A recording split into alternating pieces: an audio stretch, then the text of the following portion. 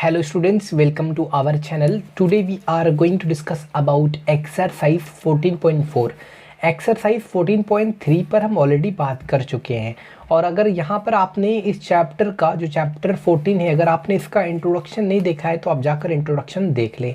हमारा question number 1 है 14.4 से in a triangle A B C D E and F are the mid point of B C C A and A B if the length of the sides, आपको length of sides given है और आपको find करना है perimeter of triangle D E F.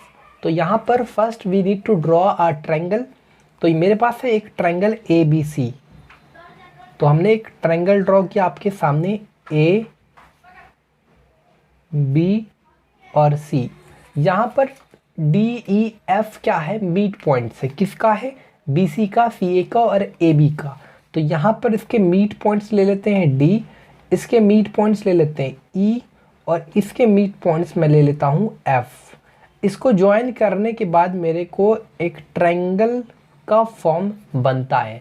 अब आपको बोला है कि find the perimeter of triangle D F. यहाँ पर स्टूडेंट एक चीज़ देखना, जो ए बी बी सी और सी ए इनका लेंथ आपको गिवन है, यानी ए बी का जो लेंथ है आपको गिवन है वो 7 सेंटीमीटर है और बी सी का जो लेंथ है आपको स्टूडेंट्स बी सी का जो लेंथ है दैट इज़ गिवन 8 सेंटीमीटर और यहाँ पर जो सी ए का जो डिस्टेंस है, लेंथ है आपका दिया है 9 सेंटीमीटर।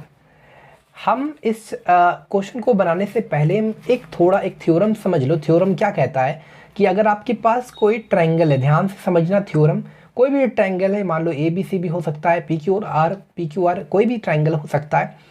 ट्रायंगल के किन्हीं दोनों साइड के किन्हीं दोनों साइड्स के मिड पॉइंट को ज्वाइन, मान लो ये ए बी है और बी सी, ये इसका मिड पॉइंट है, ये इसका मिड, इसके मिड पॉइंट को ज्वाइन करने वाले लाइन क्या होगा, हमेशा पैरेलल होगा थर्ड साइड के, यानी ए सी के। मान लो इसको ज्वाइन करने वाला लाइन ही है डी ई, तो उस कंडीशन पर डी ई पैरेलल होगा ए सी का और साथ में डी ई इक्वल होगा हाफ ऑफ ए सी का। कब, जब डी और ई मिड पॉइंट हो। याद रखना इसी केस में होगा। अगर डी और ई मिड पॉइंट नहीं है तो उस कंडीशन पर डी ई पैरेलल नहीं होगा ए सी को और ना ही डी ई बराबर हाफ ऑफ ए सी। तो थ्योरम यही कहता है कि अगर ये मिड पॉइंट को ज्वाइन कर रहा है तो ये लाइन पैरेलल होगा और ये इसके हाफ ऑफ ए सी यानी इक्वल होगा। ठीक है, तो इस थ्योरम को मेरे को माइंड में रखना है। तो हम डायरेक्ट मेरे को यहाँ पर क्या फाइंड करना है, perimeter of triangle D F. D E F का पेरीमीटर मतलब हमको इनके साइड्स को जोड़ देना है। पेरीमीटर फाइंड करना मतलब कहीं ना कहीं आपको D E plus E F plus D F, तो ये तीनों का लेंथ आपको जानना ज़रूरी है, तभी ना आप पेरीमीटर तभी ना पेरीमीटर निकाल पाओगे इस ट्रायंगल के लिए। इसका भी लेंथ जानना है, इसका भी लेंथ जानना है, इसका भी लेंथ जानना है। ठीक है, तो देखो ई और एफ यहाँ पर मिड पॉइंट है, तो जाहिर सा बात है ये ई एफ पैरेलल होगा बी सी के और ई एफ बराबर होगा हाफ ऑफ बी सी के। तो हम यहाँ पर ई एफ क्या होगा, बराबर हाफ ऑफ बी सी। ठीक है, अब देखो मेरे को ई एफ निकालना है, तो क्योंकि बी सी का लेंथ मेरे को ऑलरेडी पता है, बी सी का लेंथ स्टूडेंट्स आपको गिवन है 8, तो यहाँ पर जो ई एफ का लेंथ निकलेगा वो 4 सेंटीमीटर निकलेगा।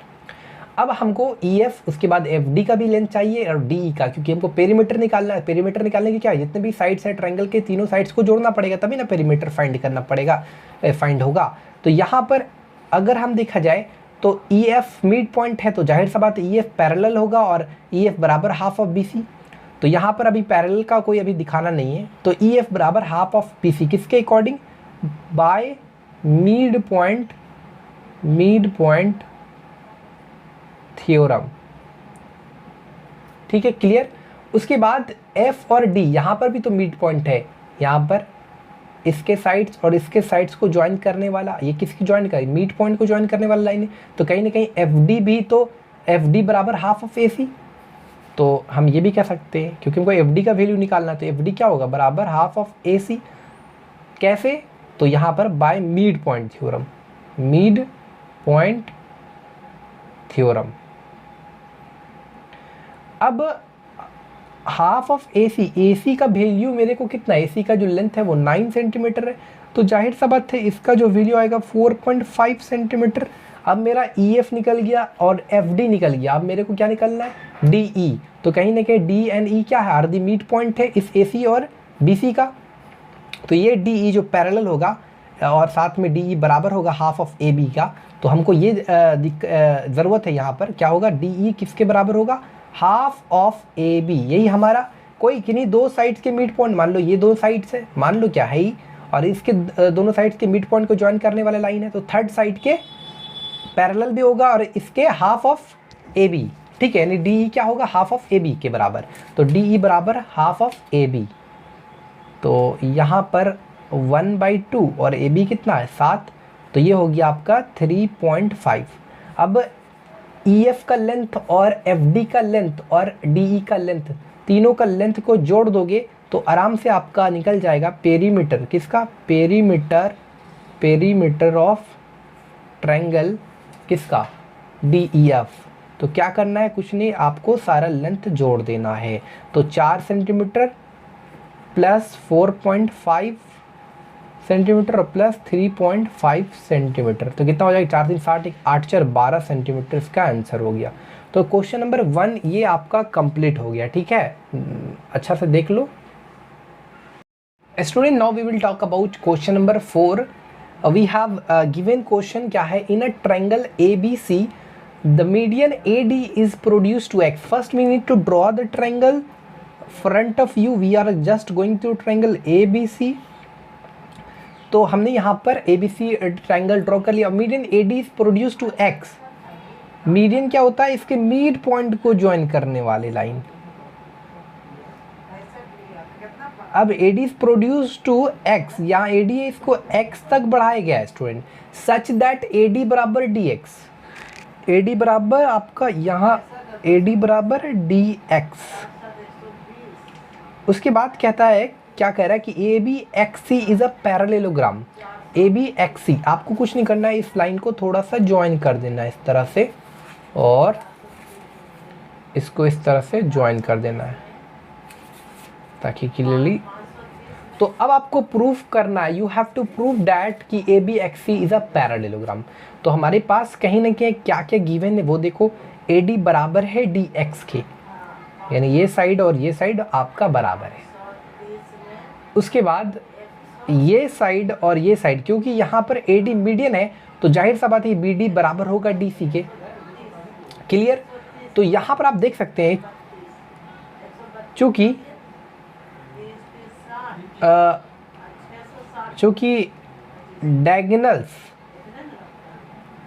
डायगोनल्स ऑफ a quadrilateral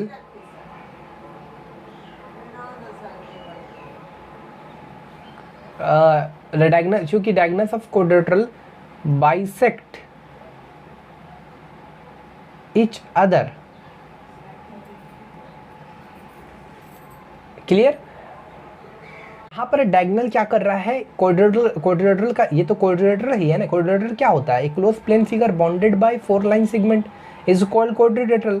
तो यहाँ पर जो क्वाड्रिलेटरल है इसका जो डायगोनल्स आपको दिख रहा है, ये इसका डायगोनल्स, ये तो आपस में कहीं ना कहीं ये इक्वल है, ये इसके इक्वल है, यानी कहीं ना कहीं बाइसेक्ट कर रहा है। तो diagonals of quadrilateral bisect each other. जब इस तरह के क्वाड्रिलेटरल जिसमें डायगोनल बाइसेक्ट करने लगे तो ऐसे क्वाड्रिलेटरल को हम लोग पैरेललोग्राम कहेंगे। तो so quadrilateral ABXC is a parallelogram, ये प्रूव हो गया। जो पहले गिवन है टू प्रूफ, जो गिवन है वो आप लिख लेना, फिर क्या प्रूफ करना है वो दिख लेना, फिर यहाँ से आपका प्रूफ स्टार्ट हो जाएगा, ठीक है। तो क्वेश्चन नंबर 4 इज कंप्लीटेड। यहाँ पर लिख लेना जो गिवन है, जो भी गिवन है वो लिख लेना। उसके बाद आपको जो टू प्रूफ करना है वो भी लिख लेना आप कि क्या प्रूफ करना है, फिर यहाँ से सॉल्व करना है। स्टूडेंट, हमारा ये क्वेश्चन नंबर 5 है। In a triangle ABCE and F are the mid point of AC and AB। The altitude, ये आपका एल्टीट्यूड है, जो आपका एल्टीट्यूड है वो AP है, परपेंडिकुलर ऑन BC पर है, और intersect E F at Q पर, प्रूफ डेट ए क्यू बराबर पी क्यू। तो यहाँ पर ई और एफ क्या है, मीट पॉइंट है किसका, ए सी और ए बी का। तो जब ई और एफ मीट पॉइंट है तो ई एफ क्या होगा, पैरेलल होगा बी सी के बाय मीट पॉइंट थ्योरम। जब ई एफ पैरेलल है बी सी के तो कहीं ना कहीं एफ क्यू भी पैरेलल होगा बी पी के। ठीक है, यहाँ पर since f is the mid point of A B and F Q parallel to B P, so q is the mid point of A P. जब देखो यहाँ पर, जब यहाँ पर f मीट पॉइंट है ऑफ ए बी का और एफ क्यू पैरेलल है बी पी की, जो कि हमने यहाँ पर आया, तो हमारा जो converse of mid point theorem क्या कहता है कि अगर ये मीट पॉइंट है और ये लाइन के पैरेलल है तो अनदर जो पॉइंट होगा वो भी आपका मीट पॉइंट होगा इस साइड ए पी के लिए। यहाँ पर इसलिए यहाँ पर हमने लिखा है so Q is the mid point of A P by converse of mid point theorem. तो हम अगर मेरे को प्रूफ करना था ए क्यू बराबर पी क्यू, अगर हमने क्यू को मीट पॉइंट अगर हमने प्रूफ कर दिया तो ऑटोमेटिक इसका मतलब हो गया ए क्यू बराबर पी क्यू।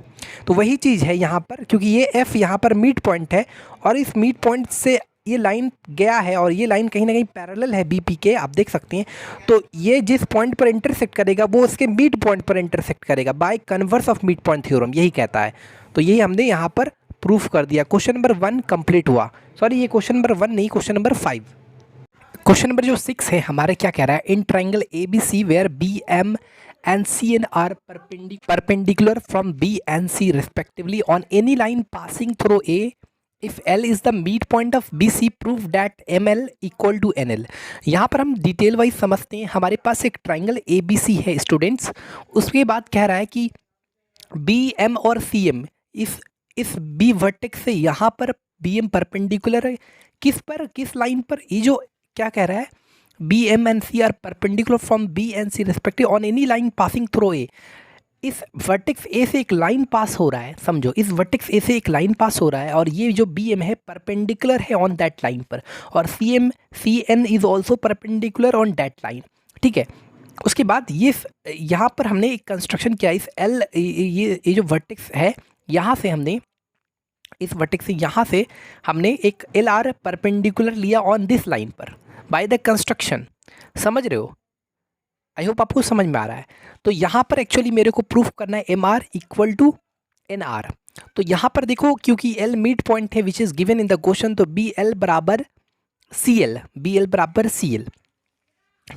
तो यहाँ पर देखा जाए तो बी एम परपेंडिकुलर है। अब देखो ये परपेंडिकुलर है, ये भी परपेंडिकुलर है, ये भी परपेंडिकुलर है। तो ये एंगल और ये एंगल करस्पॉन्डिंग एंगल से आपस में अगर करस्पॉन्डिंग एंगल्स इक्वल हो रहा है, ये दो लाइन है और मान लो ये ट्रांसवर्सल लाइन है और करस्पॉन्डिंग एंगल्स आपस में इक्वल है, तो जाहिर सी बात है ये दोनों लाइन क्या होगा, आपस में पैरेलल होगा। देखो कहीं ना कहीं ये एंगल और ये एंगल ये भी 90 डिग्री होगा, तो आपस में कुल मिलाकर तीनों जो आपका साइड्स है वो तीनों साइड आपस में पैरेलल है। B M perpendicular on L, L R perpendicular on L, L क्या लाइन है हमारा, C N is perpendicular on L.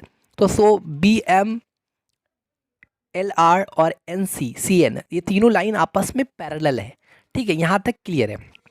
अब देखा जाए तो ये तीनों लाइन जब पैरेलल है और ये जो मान लो अगर B C as a transversal line देखेंगे, तो ये जो ट्रांसवर्सल लाइन जो इंटरसेप्ट कर रहा है इस तीनों लाइन को, वो इक्वल पार्ट में इंटरसेप्ट कर रहा है। देखो इक्वली बी एल बराबर सी एल, ये जो इंटरसेप्ट मतलब यहाँ से यहाँ तक का जो लेंथ है जो कट कर रहा है, ये आपका इक्वल इंटरसेप्ट में यहाँ से यहाँ तक जो कट किया उतना ही यहाँ से यहाँ तक कट किया, तो इक्वल इंटरसेप्ट में ये ट्रांसवर्सल लाइन जो बी सी है वो कट कर रहा है। तो थ्योरम ये कहता है कि अगर आप ये तीन पैरेलल लाइन कौन कौन, बी एम और सी एल आर और सी एन, अब जो हमारा थ्योरम कहता है कि अदर ट्रांसवर्सल लाइन जो कट करेगा वो भी इक्वल इंटरसेप्ट में कट करेगा। यहाँ पर हम लिख दिया थ्योरम, यहाँ पर लिख रहे हैं कि since transversal line is making equal intercept on 3 parallel lines, therefore other transversal line intersect them will also make equal intercept. तो ये भी इक्वल इंटरसेप्ट में कट करेगा, तो दैट्स व्हाई एम आर क्या होगा, एन आर के इक्वल हो जाएगा। तो ये हमारा प्रूव हो गया। Student this is our question number 7। We have given figure, और यहाँ से यहाँ तक क्या आपका फिगर में जो दिया हुआ है, इन ए फिगर ए बी सी आपका क्या है, यहाँ पर ए बी सी एक राइट एंगल ट्राइंगल है, आपका राइट एंगल ट्राइंगल है एट बी पर। और क्या कह रहा है आगे क्वेश्चन, क्या कह रहा है, ये आपका गिवन है, ए बी का लेंथ दिया है, ए सी का लेंथ दिया, और डी एंड ई यहाँ पर मीट पॉइंट है of this line A B और ए सी। समझे, क्लियर हो गया। उसके बाद यहाँ पर आपको एक्चुअली कैलकुलेट करना है लेंथ ऑफ बी सी और the area of triangle A D. तो देखो क्योंकि एक राइट एंगल ट्राइंगल है तो यूजिंग पाइथागोरस थ्योरम यूज़ करते हुए हम BC यहाँ पर फाइंड कर लेंगे। ठीक है, तो हमने यहाँ पर इन ट्राइंगल ABC में लिया और हमने यहाँ पर BC फाइंड कर लिया। BC निकल गया 12 सेंटीमीटर। आगे मेरे को फाइंड करना है the area of triangle AD। इस AD जो AD ट्राइंगल है उसका एरिया फाइंड करना है। तो हम क्या करेंगे, इस ट्राइंगल ABC का एरिया को पहला तो देखा जाए तो D और E मीट पॉइंट है। D और E मीट पॉइंट है, इसका ये मतलब हुआ कि कहीं ना कहीं DE पैरेलल है BC के। ठीक है, ये क्लियर है। अब देखो अगर हमको एरिया ऑफ ट्राइंगल ADE निकालना है तो हम क्या करेंगे, एरिया ऑफ ट्राइंगल ABC में एरिया ऑफ ये जो DBCE देख रहे हो ये एक्चुअली एक ऐसा कोऑर्डिनेटर है जिसका वन पेयर साइड क्या पैरेलल है। तो इस तरह से इस तरह के कोऑर्डिनेटर को क्या बोलते हैं, ट्रेपीजियम। तो हम area of triangle ABC minus area of trapezium आपका DBCE घटा देंगे तो एरिया ऑफ ट्राइंगल AD निकल जाएगा। तो वही चीज़ हम करेंगे। तो सबसे पहले हम area of triangle ABC find करेंगे। तो half into base into height. तो यहाँ पर लिख दिए कि D and E are the mid point of AB and AC, that's why D is parallel to by mid point theorem and D is also equal to half of BC। तो DE बराबर कितना निकल गया हमारा 6 centimetre. ठीक है, मेरे को यहाँ पर DE भी रिक्वायर पड़ेगा। अब क्योंकि ये पैरेलल लाइन है तो ये एंगल अगर 90 है तो ये करस्पॉन्डिंग एंगल ये भी 90 होगा। अब यहाँ पर हम पहले एरिया फाइंड करेंगे ट्रायंगल ABC का और एरिया फाइंड करेंगे ट्रायंगल ADE का। ठीक है, अच्छा हमने आपको क्या बताया, हमने आपको क्या बताया कि एरिया ऑफ ट्रायंगल ADE निकालने के लिए area of triangle ABC minus area of trapezium DBCE ये करेंगे। यहाँ पर हमने एरिया ऑफ ट्रायंगल ABC पहले फाइंड किया तो जाहिर सा बात है area of triangle ABC equal to क्या होता है, half into base into height, यानी half into BC into height क्या है AB। तो यहाँ पर BC जो हमारा कितना है 12 और AB कितना है 9, तो 12 गुना 9 तो हमारा 54 सेंटीमीटर स्क्वायर आ गया। उसी तरह एरिया ऑफ ट्रेपीजियम निकालेंगे तो एरिया ऑफ ट्रेपीजियम का फॉर्मूला होता है half into H into A plus B। तो DB का वैल्यू कितना है हमारा, यहाँ पर DB क्या है हमारा हाइट है। ठीक है, तो DB कितना होगा, देखो ये 9 है और ये D मीट पॉइंट है, AD बराबर है DB का। तो कहीं ना कहीं ये AD जब बराबर है DB के तो ये 4.5 होगा तो ये भी 4.5 होगा। तो DB की जगह कितना डालेंगे हम यहाँ पर 4.5 और हमारा फॉर्मूला क्या होता है area of trapezium half into height into sum of parallel lines. Sum of parallel lines मतलब DE प्लस BC। तो DE का जो वैल्यू निकला वो कितना निकला आपका 6 सेंटीमीटर। तो 6 डाल दिए, 6 प्लस 12 सॉल्व करने के बाद 40.5। तो एरिया ऑफ ट्रायंगल AD निकालने के लिए हम क्या करेंगे, इसको इससे घटा देंगे तो हमारा ये निकल गया आंसर है। ठीक है student, this is our question number 10 in figure 14.7 BE perpendicular on AC AD is any line from A to BC intersecting BE in H P Q R are respectively the midpoint of AH AB and BC. We have to prove that angle APQR बराबर 90 degree.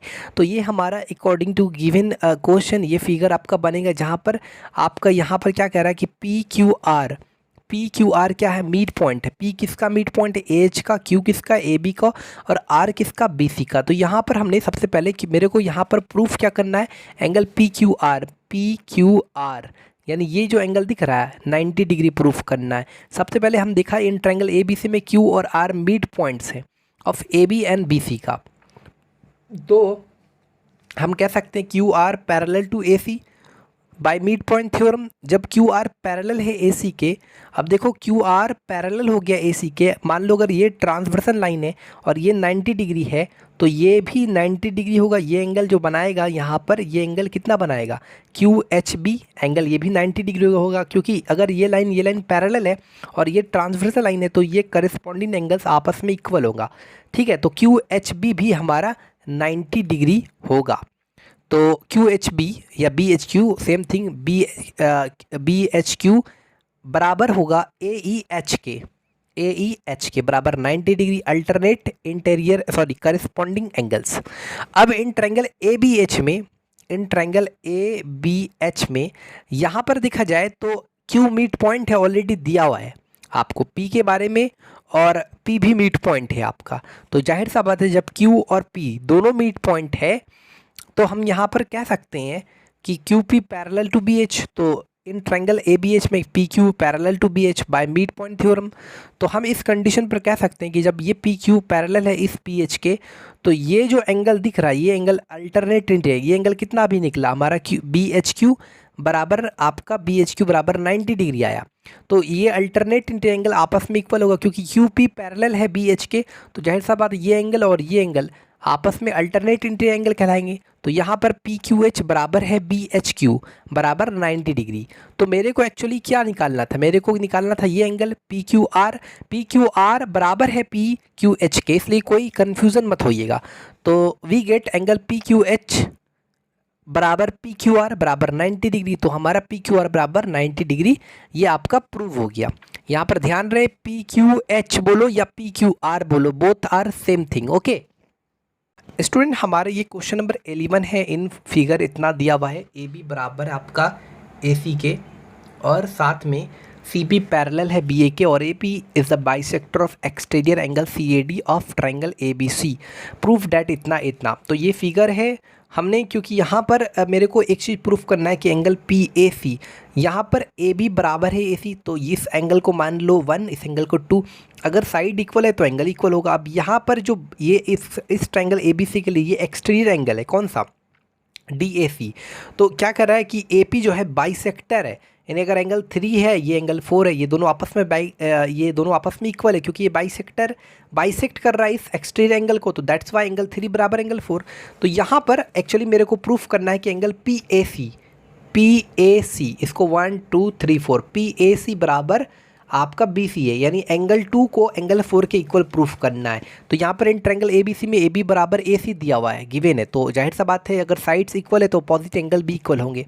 तो हम यहाँ पर देख रहे हैं क्योंकि triangle में एक्सटीरियर एंगल का क्या प्रॉपर्टी होता है कि ये दोनों एंगल का जो सम होगा वो क्या होगा, एक्सटीरियर एंगल की इक्वल होगा। तो एंगल 1 + 2 बराबर एंगल 3 + 4 नहीं, अरे इन दोनों एंगल का जो सम होगा वो एक्सटीरियर एंगल की इक्वल होगा। तो एक्सटीरियर एंगल कौन सा है, CAD मतलब एंगल 3 + एंगल 4। तो इसको सॉल्व करें, क्योंकि हमको यहाँ पर एंगल 2 को एंगल 4 के बराबर में लिखना है। तो हम क्या करेंगे, इस एंगल 1 को रिप्लेस कर देंगे एंगल 2 में। यहाँ पर एक्चुअली एंगल 1 है, ठीक है, आपको दिख रहा होगा, यहाँ पर छूट गया है, आप इसको लिख लेना, ठीक है। हमने लिख दिया एंगल 1 क्योंकि हमको यहाँ पर एक्चुअली एंगल 2 को 4 के इक्वल करना है। तो हम क्या करेंगे, इसको एंगल 2 के फॉर्म में तब्दील करेंगे। तो एंगल 1 को एंगल 2 के इक्वल लिख सकते हैं, तो 2 एंगल 2 हो गया। अब यहाँ पर एंगल 3 बराबर है एंगल 4 के, क्योंकि ये AP क्या कर रहा है, बाइसेक्ट कर रहा है एंगल को। तो हम जाहिर सा बात है इसको एंगल 3 को एंगल 4 के इक्वल लिख सकते हैं। तो 2 एंगल 4, 2 कैंसिल हो गया और एंगल 2 बराबर हो गया एंगल 4। एंगल 2 बराबर एंगल 4 मतलब BCA बराबर हमारा आपका PAC। तो ये आपका बराबर हो गया। तो एक्चुअली ये एंगल जो एंगल 2 और एंगल 4 दिख रहा है वो एक्चुअली अल्टरनेट इंटीरियर एंगल है। तो यहाँ पर we get as a alternate interior angle, ये क्या है, ये दोनों आपस में इक्वल है। अब ये दोनों आपस में जब इक्वल है, अल्टरनेट इंटीरियर एंगल आपस में जब इक्वल हो जाते हैं तो समझ जाओ कि AP क्या होगा, पैरेलल होगा BC के। अब AP पैरेलल है BC का, ये आपका प्रूव हो गया, ठीक है। तो यहाँ पर मेरा टारगेट एक्चुअली ये पहला प्रूफ तो हो गया। दूसरा प्रूफ है कि ABCP इज़ अ पैरेललोग्राम। तो यहाँ पर AP पैरेलल BC आया और CP parallel BA already given है। तो अब आप का देख सकते हैं कि ये साइड और ये अपोजिट साइड क्या हुआ, पैरेलल प्रूफ हो गया है। अपोजिट साइड जब पैरेलल दिख गया आपको तो ऑटोमेटिक ये ABCP क्या हो गया, सो ABCP इज़ अ पैरेललोग्राम, ठीक है। स्टूडेंट, ये हमारा क्वेश्चन नंबर 13 है। ABCD एक काइट है हैविंग AB बराबर AD और BC बराबर BD। We have to prove that figure form by joining the mid point of the side in order is a rectangle. तो आपको पता है कि ये एक आपका काइट है। काइट में क्या होता है, जो एडजेसेंट साइड होते हैं आपस में इक्वल होते हैं लेकिन अपोजिट साइड अनइक्वल होते हैं। यहाँ पर आपको ध्यान रहे एक ही डायगोनल लेना, ये AC डायगोनल आपको नहीं लेना है। यहाँ पर एक चीज़ ध्यान रखना है। अब कह रहा है कि इसके मिड पॉइंट को ज्वाइन करने वाले जो फिगर बन रहे हैं वो एक रेक्टेंगल है। आपको प्रूफ करना है। तो सबसे पहले हमने रेक्टेंगल प्रूफ करने के लिए सबसे पहले हम इसको हम पैरेलल प्रूफ कर देते हैं कि ये पैरेललोग्राम है। सॉरी, इसको रेक्टेंगल इस क्वाड्रिलेटरल PQRS को रेक्टेंगल प्रूफ करने के लिए सबसे पहले आपको पैरेललोग्राम प्रूफ करना पड़ेगा। तो यहाँ पर इन ट्रायंगल ABD में SR क्या है, क्योंकि S और R मिड पॉइंट है तो SR पैरेलल होगा BD के और साथ में एस आर बराबर होगा हाफ ऑफ बी डी के। क्यों? इसका रीज़न क्या? बाय मिड पॉइंट थ्योरम, यहाँ किनारे में आप लिख लेना। उसके बाद in triangle B C D में क्या होगा? पी क्यू पैरेलल होगा, क्योंकि P and Q both are mid points of B C and C D, तो that's why P Q parallel to B D and P Q equal to half of B D. तो equation 2 from 1 and 2 we get कि that is S R parallel to P Q and S R बराबर half of P Q. जाहिर सा बात है ये half of B D बराबर है, तो एस आर पी कहीं ना कहीं जब राइट हैंड साइड बराबर है तो लेफ्ट साइड भी बराबर होगा, लेफ्ट हैंड साइड। तो इस आधार पर आपको पता है कि अगर किसी क्वाड्रिलेटरल में उसका एक पेयर साइड पैरेलल और इक्वल हो जाए तो वो क्वाड्रिलेटरल को हम लोग पैरेललोग्राम बन जाता है। कब? अगर कोई एक side, one pair of side, आपने एक साइड जो अगर अपोजिट साइड आपने पैरेलल भी प्रूफ कर दिया, कोई एक पेयर, और इक्वल भी प्रूफ कर दिया, तो उस कंडीशन पर वो क्वाड्रिलेटरल क्या होगा? पैरेललोग्राम बन जाएगा। तो यहाँ पर पी क्यू आर ए से क्या हो गया? एक पैरेललोग्राम बन गया। लेकिन अभी हमारा चुनौती ख़त्म नहीं हुआ, चुनौती से भरी ज़िंदगी में आपका सभी का स्वागत है। हाँ, थोड़ा सा अलग लाइन में चलेंगे, कोई बात नहीं, लेकिन पैरेललोग्राम तो बन गया है। लेकिन यहाँ पर आपको रेक्टेंगल प्रूफ करना है। तो रेक्टेंगल प्रूफ करने का हमने इसको एंगल 1 लिया, इसको एंगल 2 लिया, इसको एंगल 3, इसको एंगल 4। अब यहाँ पर मेरे को एक चीज़ करना है, किसी तरह से in triangle B S P जो दिख रहा है यहाँ पर, बी एस पी, इस ट्राइंगल को और डी क्यू आर ट्राइंगल को कॉन्ग्रुएंट प्रूफ करना है।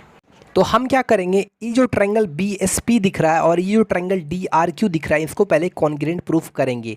तो हम यहाँ देख रहे हैं कि बी एस कहीं ना कहीं बराबर है आर डी के या डी आर के। देखो कैसे बराबर है, आपको पता है कि कहीं ना कहीं ए बी बराबर है ए डी के। अब हाफ ऑफ ए बी क्योंकि एस मिड पॉइंट है, तो एस मिड पॉइंट है, मतलब कहीं ना कहीं ए एस बराबर बी एस, ए आर बराबर है डी आर। अब देखो ना, ए बी बराबर है ए डी के, तो हाफ ऑफ ए बी बराबर आप कह सकते हैं बी एस, और हाफ ऑफ ए डी बराबर कह सकते हैं आप डी आर। तो कहीं ना कहीं बी एस बराबर डी आर, ठीक है। उसके बाद देखो उसी तरह यहाँ पर जो बी सी है वो सी डी के बराबर है, और पी मिड पॉइंट है, यानी कहीं ना कहीं बी पी बराबर है पी सी की। क्यू मिड पॉइंट है, क्यू कहीं ना कहीं डी क्यू बराबर है क्यू सी के।